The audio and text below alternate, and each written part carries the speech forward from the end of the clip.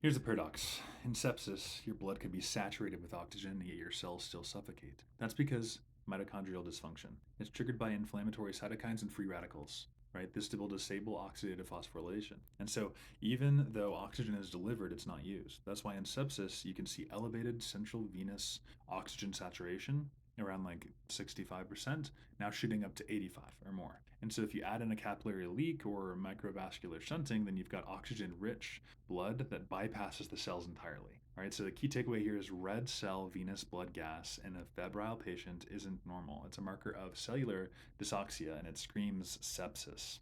So patient's got sepsis. You might see like a diabetic patient with like a big old ulcer on his foot, 60-year-old woman, metastatic breast cancer. She's got fever, hypotension, indwelling, port catheter. Her extremities are warm, well perfused, and she's got some blood drawn from the superior vena cava that's super duper red, oxygen sat of 84. What's the explanation? It's impaired mitochondrial oxygen use due to sepsis.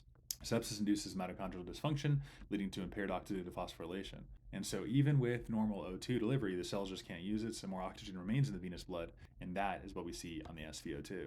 Now, I always like doing this 3 steps to never miss another question like this again. 1. Elevated central venous oxygen saturation indicates what? Impaired oxygen extraction.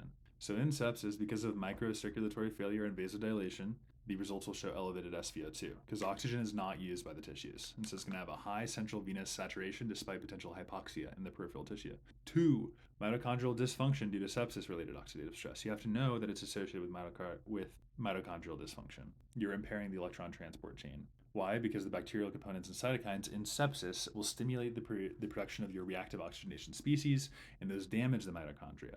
And so you have decreased oxidative phosphorylation and ATP production, and so that leads to cellular dysauxia and lactic acidosis. 3, microvascular thrombosis and capillary permeability will increase. There's a diffusion, they'll increase their diffusion distance. So in sepsis, you increase capillary permeability and microthrombosis, reduce oxygen diffusion to tissues. That compounds the problem of impaired oxygen utilization, and this results in small transorgan or arteriovenous oxygen gradients that contribute to the elevated SVO2.